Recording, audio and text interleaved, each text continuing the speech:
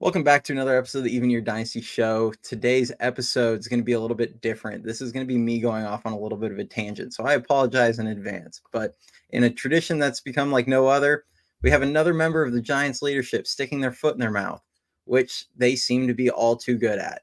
Every year, different members, doesn't matter who, what position, you are not exempt from this, and it is almost like it's a rite of passage at this point. But this time it was Bob Melvin, who I like Bob Melvin. I love the hire. I'm not holding this against him specifically because, frankly, this is a problem with the entire organization that they constantly do.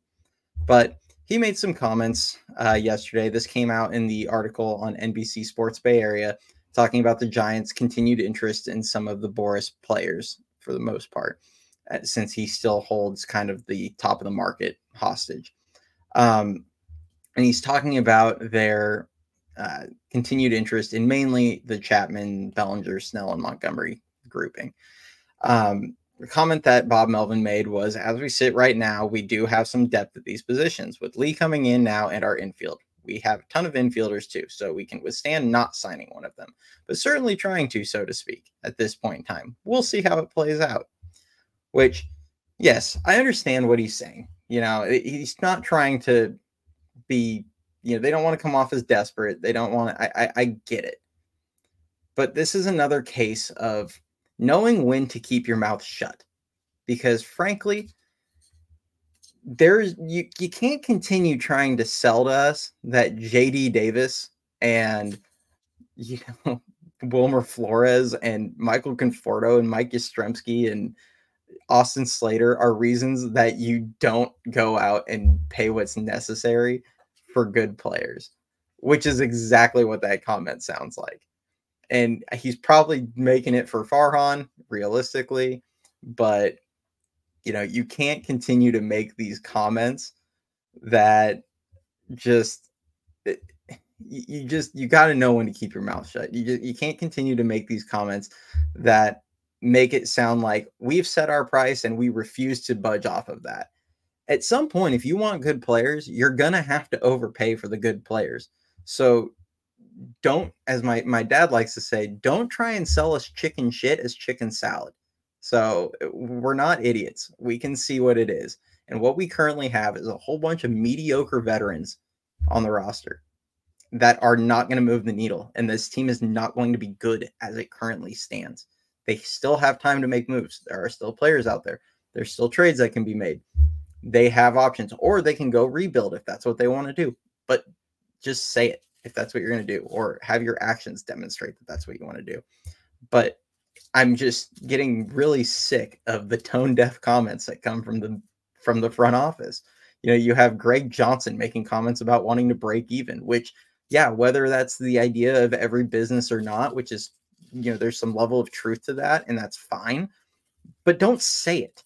Not when everybody wants to see you actually going in on winning. You have last year where you have Larry Baer making comments about, the light bulbs going off for fans, and maybe they just haven't gone off yet because they don't see the moves we're making. No, Larry, we all see the moves you guys are making, and they suck. If you want us to not be so angry, make better moves. It's not that difficult. So you just constantly have them kind of belittling and trying to play the fans off like they're a bunch of idiots and acting like we can't see the direction they're going in, when it's pretty clear that I don't think they know the direction they're going in. They're just happy to throw their little medium level talent players out there, see if they accidentally compete or not, be just good enough that the park isn't empty every day, but not actually commit to trying to win. And until they prove us otherwise, that's how the fans are going to feel. And we have every right to feel that way.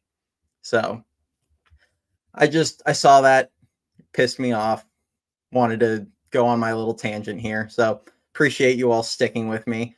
If you enjoy this, let me know. I usually try and keep it more, I'm going to be a little more level-headed, give you the, facts, give you my opinions on the facts that we have, and go from there. But Yeah, that one ticked me off, and it's probably been brewing for a couple years now, given the comments of the front office. So, uh, like, subscribe still.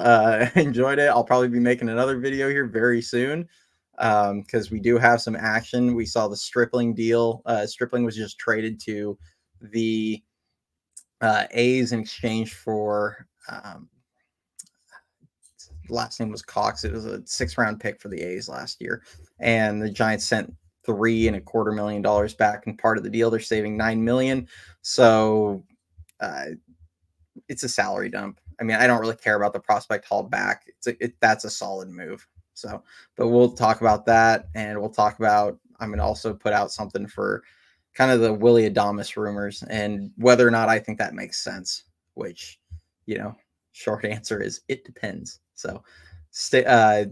We'll hopefully have those out here shortly. But I appreciate you all hanging out with me. Leave comments if you want to see more videos like this. But otherwise, we will talk to you soon. Bye.